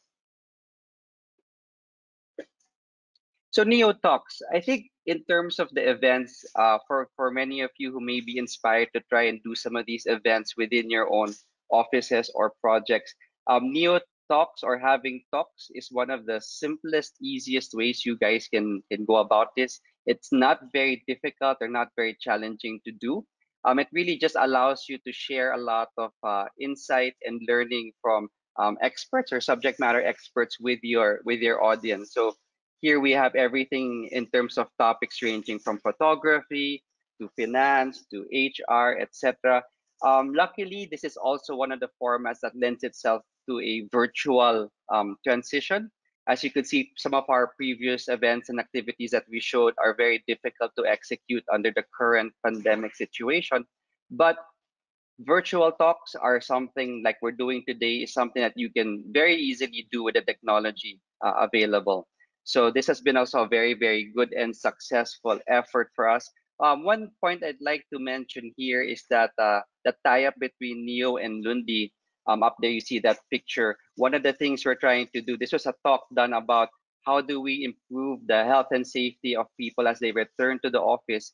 And one of the exciting partnerships we have is working with Lundi to put on to digitize the health checklist requirement for our own building staff, and we're also working with our tenants to do that, so that we can at least ensure that compliance with that health survey and checklist is being done. which will again help us take better care of all of our employees and staff, and also improve the health and well-being of those in the buildings by trying to reduce people getting infected within the premises. Next, please. We also have our wellness. So again, it is health that is real wealth and not pieces of gold and silver. That's from Mahatma Gandhi. And for our wellness program, we have yoga classes, Zumba parties, wellness talks. It's very interesting, this challenge for our team to try and think about how we can convert some of these activities to virtual. So we are doing a virtual yoga session coming up. That's going to be interesting. And then, of course, we have talks about, how do you maintain emotional wellness during the new normal, for example. Next, please. Neo workshops. So workshops are different from talks in the sense that workshops is about learning a new skill rather than just learning general information, right? So here we are inspired by Leonardo da Vinci, who said, learning never exhausts the mind. And so here we've done everything from business writing, vision board, photography, painting, virtual workshops is also, and then another pivot for us. We had an online choreography class, which was really exciting. As you know, as you can see, dancing has become such a powerful hobby and passion for quite a few of the employees who work in the building. So this is something that we find very exciting, and we also want to help um, continue in terms of the learning and gaining those new skills. Next. One of our oldest, in fact, this is one of the first activities we started many, many years ago. We've been doing all of this since the early 2000s, was our Neo Sports campaign. And traditionally, it was really basketball, volleyball, football, badminton, even doing a vertical run. But really, one of the exciting things now with this whole pandemic situation is really trying to see if we could extend that sports campaign to maybe doing a Mobile Legends online tournament and even doing an event on online sports coaching. So again, one of the quotes that we like here is, "Sports do not build character; they revealed it," by John Wooden. So I think one of the things I'd like to highlight here is you have a lot of these activities that are under the old guest normal situation. One of the things that we've been challenged with and that we work very hard on is how do we continue to provide this kind of community building, this kind of programming to our tenants, even if we can't physically be with each other. Next, please. Neo Give. We make a living by what we get, but we make a life by what we give, by Winston Churchill. So we've always felt that making an impact and giving back is one of the things that we can definitely do, and we can multiply our efforts when we work together. So whether it's donating blood, donating for our frontliners, cash and food, for example, during the pandemic, doing fundraisers like our sports car for a cause, where we donated money to the Sisters of Mary and it was fundraising for them and their students. There's really a lot that we can do, and our tenants love to participate and also join in our efforts where we try to make a difference in our respective communities. Next, please. So one exciting development I'd like to share with all of you. So this is maybe not a program or activity per se just yet, but we are in the final touches of completing our urban farm that we are doing in our One Neo building in partnership with Urban Greens. We're very excited to start to grow our own produce in the buildings. This is something that we've wanted to do for a long time, and it's finally happening. Even if the pandemic was ongoing, we were able to get this up, and we've already started to taste the initial harvest. I tried the first batch of greens last week, and it was really quite delicious. And if you asked me before, if Raymond, would you ever see yourself as adding the occupation of farmer to the list of things that you do, I would have said no. I would have never thought of that. But here we are. As a company and organization, we want to also do our share and see if we can contribute to food sustainability and food security by trying to grow our own set of produce and greens, and also in the process trying to influence the eating habits of our respective tenants and community to try to eat healthier food. So this harvest, we're starting out with just 2 modules. We want to build this up. Plants, these urban green produce is currently available for purchase, and we're also working with our retail tenants to supply them with the greens. And our hope is, when things are back to normal, we hope to have regular activities with our tenants where we can have our tenants even come up and help us harvest some of this produce as part of our the Neo Way program. And lastly, next slide, please.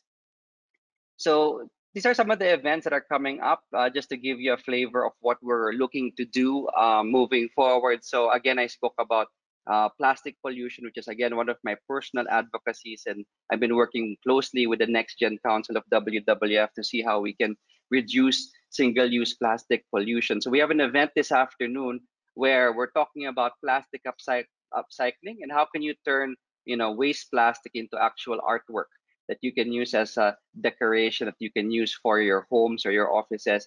And that's actually happening today. We have Demi Albarquez, an architect who used to be one of our team members, giving this talk.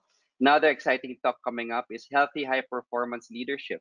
How do we help all of our employees create the physical, emotional, and mental health that is essential to become a future ready leader? So that's happening on October 5th. So just to give you a flavor of what's coming up. So I think here, as we go to the last slide, what I'd like to do is to just conclude. So one thing I'd like to mention is all of these activities are free for our tenants. We do not charge our tenants to participate in any of these activities, so they are 100% free. We take care of the costs, the organization, and the setup and logistics for all of this programming. And while that may seem very intimidating to many of you, like I said earlier, you can start out simple. I mean, the reason why we're sharing this today is really to try to inspire all of you to think about going green, not just in terms of large, changing your AC, building a green building. Yes, those are all part of our green building movement and advocacy. But, wherever you are, in your own office, in your community, in your home, you all have opportunities to work together to try and do some of these activities. Some of them are very simple and straightforward, don't take a lot of cost. Of course, others are much, much larger and more difficult to execute. But really, I hope today we were able to give you a lot of ideas on what you can do to kind of support this aspect of green building. And finally, for us at Neo, if our tenants are happy, healthy, and productive, then really for us, it's mission accomplished. Because at the end of the day, this is our way, the Neo way. So thank you all for listening, and I hope you all have a fantastic day ahead. Thank you. Thank you very much, Sir Raymond. And once again, thank you to all of our presenters this morning. So we'll now move to the discussion period for this episode. Again, you may still send in your questions through the question panel in your GoToWebinar app. Or if you are connected to a browser, there is a questions portion in the session where you can type in your questions. Please indicate to whom you are addressing your questions to, so we can properly address them to our presenters. So let me just go through some of the questions that we received. So for the first question from Ms. Daisy Abuya, for Stephanie, as an example for your AGC plant administrative building, approximately how much would it cost to build a zero energy building? Would you have an insight on this, Stephanie? Yeah, thank you, Mario. Thank you for that question. Although on our part, we cannot give the approximate cost to build a ZEB building, as we are a materials provider to attain ZEB building. Since there are different measures to attain this, it can be through on-site or off-site energy sourcing. Well, it depends, because it's more of a project-based. It's more of a project-based. So, but you can reach out to us and we can discuss what AGC products can help you achieve an energy efficient building. Yeah. So Thank you, Stephanie. thank you. So for our next question, which is actually from our chairman, Mr. Edgar Sabidong, to Raghu. Um, how were you able to collect your data on lowering the cost premiums for platinum green buildings from 2003 to 2020? Raghu, can you share us your insight in your collection of these information? Thank you for that wonderful question. And almost ever since we started the green building movement in India in the year 2003, and the first private sector building or other buildings came in the year 2005 onwards, and we have started collecting the information and from the owners of the building, and they've been almost 90% of them have been very kind enough to share the cost details. Initially, it was hovering around anywhere between 15 to 25%, averaging around 18%. And this was the data provided. And we were constantly working with the companies, architects, as well as the project managers, how to optimize the cost, where it is going, etc., and where it is lost. Over a period of time, till 2012 or etc., this cost figures were when the people were using different metrics, etc. There's always a lot of debate, argument. What is the standard building versus the green building? Today, it is much more evolved right now, and all this data are being only done by the individual companies and the project managers within the individual companies. Till 2014, we had a lot of data-related problems. Today, we have the data is by and large provided by the individual companies.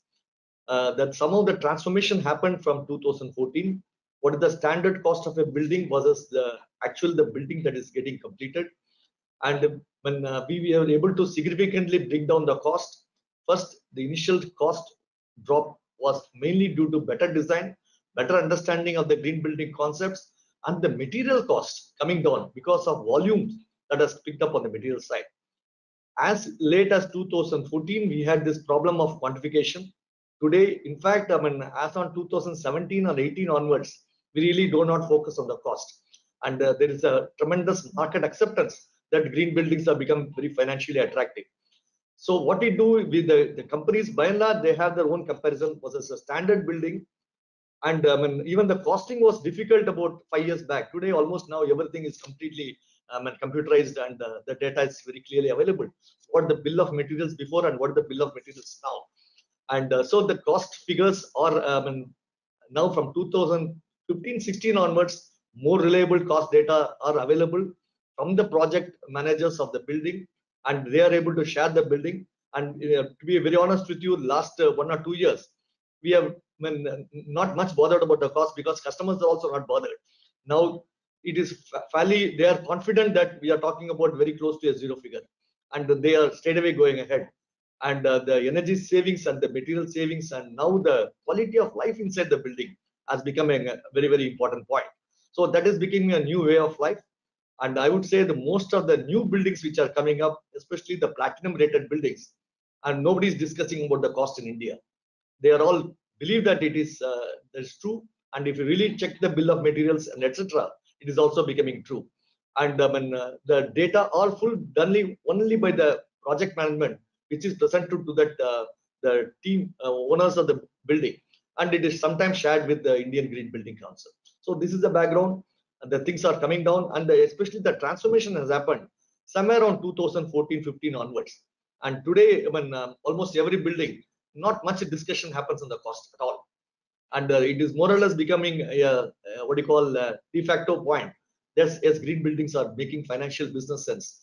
And when only the what is discussed is how do we do it, when to do it, how to time, what aspect, etc., what type of material to be used, what type of features to be built in. That is the type of discussions going on in India right now. Thank you, Maria, for that point. Thank you very much, Argopathy. That is really inspiring for us, especially the shift towards the discussion on the costs for developing green buildings and net zero buildings. We have actually another question for you in terms of inspiring the Philippine building and construction community. This is from Carla Arsenal. On how can you, what is your advice for us to accelerate net zero building practices here in our country? See, somehow I have the strong belief. People see in believing things. So you need to have the first few projects correct and get it make it more public, and people should seeing is believing. Once they see the real building in practice, I think the buildings sell themselves. So in fact, that was the strategy we had. We decided in India way back in the year 2003 that we will walk the talk. In 2017 and 18, we decided that we'll adopt net zero also. So we completely transformed our building to net zero. So I would say today our building is a net zero platinum building. And there are already 10 projects which have been certified net zero in India, or very close to certificate. Eight has been already certified, another 2 more in the pipeline. And of course, the cost of a net zero building as on this period is significant, and there is a very significant investment in the solar photovoltaic systems, etc. But over a period of time, the cost of solar photovoltaic energy is also coming down, and the practices are also changing. And now, when compared to the grid cost, the solar photovoltaic energy is much cheaper in India right now in some locations, etc. And there are certain policy impediments right now. But what I would see is over a period of another, say, 2 or 3 years, I think we will transform the market completely. I would say net zero building will also, the cost will come down very significantly, and it will become a way of life in different parts of the world. So my humble request is, it is the first 10 buildings or 15 buildings make a huge difference. You need to take the people to those buildings so that they believe it. So seeing is believing. Once they see, once they interact with the project owners and the project managers, the things take by itself. And once the person is convinced, nothing can stop that person. And he will make sure the net zero building or the green building, everything will be definitely achieved. Thank you. Thank you, Mario. Thank you very much, Raghu. So let me now move to Sir Raymond. We have a question here. The work of NEO, especially to the tenants, is actually very impressive. As a tenant in a NEO building ourselves, a question here is on, are you already measuring the impact of these soft activities for health and well-being to your tenants or even to your organization? If you are already doing that, can you share some insights on the outcomes or the performances of the impact of these activities? Sir Raymond? Thank you. That's a great question. We started with some surveys and some feedback forms with some of those who attended the events. To be quite honest, our data collection is really one of the areas that we are really focused on improving. We have collected a little bit of data, but it's really not, in my view, sufficient for us to really develop a credible and compelling data set about the effects of all of these activities and programs. So yes, that's actually one of the things we're going to be working on, and one of the things that we really need to do, because I think the market really needs to understand, like really compile what is the feedback or what is the impact of all of these on the actual tenants themselves. So I'm hoping maybe if we can get more robust data collection in place, that maybe hopefully by next year we'll be able to share some more significant data sets regarding that. Thank you very much, Sir Raymond.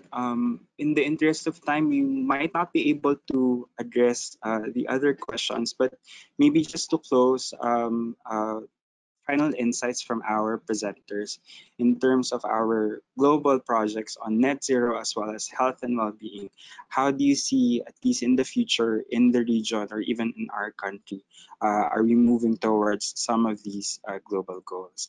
Let me start with Stephanie from AGC. Okay. Well, in reference to one of the video presentation a while ago, it says that if we don't act now, we will be regretting this in the future. So I can see that with the action of the Philippine Green Building Council, we are positively on the direction towards this net zero or net zero energy building. So yeah, AGC will continue to support this green building action. Thank you. Thank you, Stephanie. Raghu, can I go to you for the same question? How do you see this happening in the region? Yes, I would say the future will be net zero buildings. It is by net zero green buildings. All buildings will be green at the same time, energy point of view, net zero. And as you are aware, the World Green Building Council has taken a very ambitious target, and we are proud of that target. We, as a part of World Green Building Council, are proud of the target. The target is by 2030, all the new buildings will be net zero energy buildings or net zero carbon buildings. There will not be any emission from the building. By 2050, that not only operation, the embodied energy and embodied carbon emissions will also be zero by 2050. So that will be net zero in totality. So that's the concept the World Green Building Council is promoting, and many of the countries have in principle and are working on this direction. And there's a total support from all the green building councils across the world, the World Green Building Council. And we, India, have also been a very strong supporter of this initiative as a part of this World Green Building Council. Today, we have a committee within India working on promoting net zero buildings. Their first job has already been done. We have now standards for net zero energy, we have net zero water, and we have also for net zero carbon. And it'll be in totality, it will be done by end of this year. We are now promoting this concept very aggressively within India. We are persuading all the project owners as well as the entrepreneurs to consider net zero. And the challenge right now is there are certain policy impediments, and I'm sure that policy impediments are somewhat artificial in nature, which we will be able to overcome those policy impediments. For example, there is not for a building to be net zero, it needs to take in energy from outside. There is no problem at all. But to pump energy from the building to the grid, there are some challenges. Some locations, some utilities may not be allowing that. So these are the type of hurdles we are facing. The second major point is the financial viability of these net zero buildings. Right now, we are talking about a payback period of somewhere 7 years, 8 years, etc. And if it's a new building, it's still more attractive. For an existing building, it might be 7 to 8 years, or maybe even slightly higher. For a new building, I think there are some statistics we are bringing in. If it's correctly designed, we are now talking about 4 years, 5 years payback periods. But over a period of time, when the cost of solar photovoltaic is coming down, the grid connectivity and the grid paralleling are more efficient, are more perfectly predictable, the cost will further come down. We see a bright future. In another 3 to 5 years from now, the net zero building, net zero green building, that means it's green in all aspects, it is very water efficient, it is very environment friendly, it is completely, it generates its own energy. In fact, it supplies more energy from the building to the grid. It depends upon how much of space available.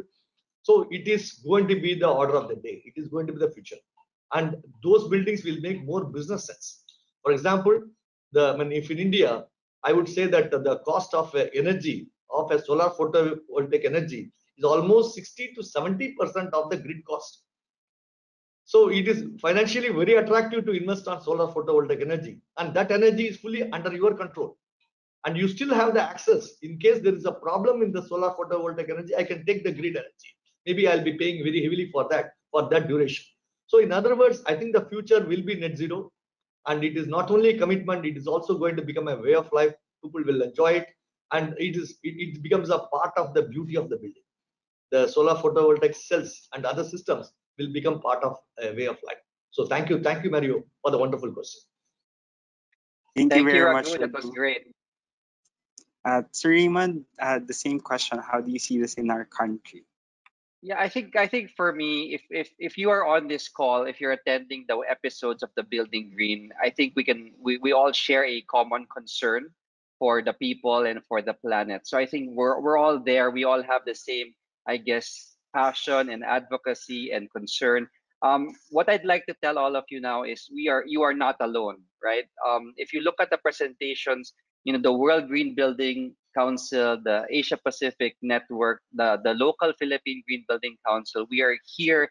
We have so many resources, programs, activities. You don't need to do everything by yourself. In fact, I would encourage you, rather than going through all of those challenges on your own, Why don't you collaborate with us? We have you saw the programs that are there. They're fantastic. Whether you want to go net zero, whether you want to focus on health and well-being under better places for people, if you want to focus on even something specific as air quality, as you saw earlier, we all have so many activities and programs that you can get involved in. So my challenge for all of you is, listening and sitting through these episodes is great. It's great for you to get a lot of learning, get a lot of knowledge, and be inspired.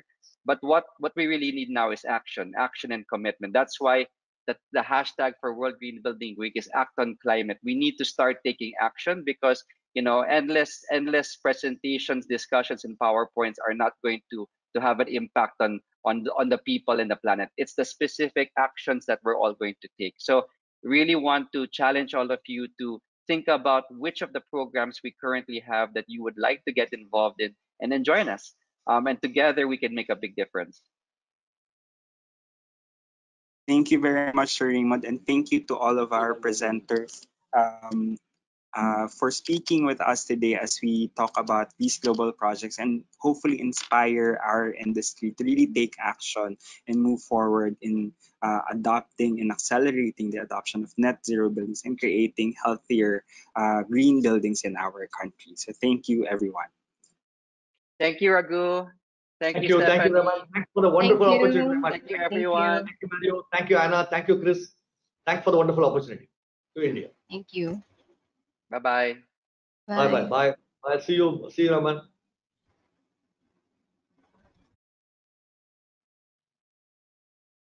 So as I mentioned, you may still send in your questions, and we will be collecting all of these questions that you sent in and sending them to our presenters so that they may connect with you directly to address some of your questions and maybe comments on some of these programs and strategies that they've shared with us today.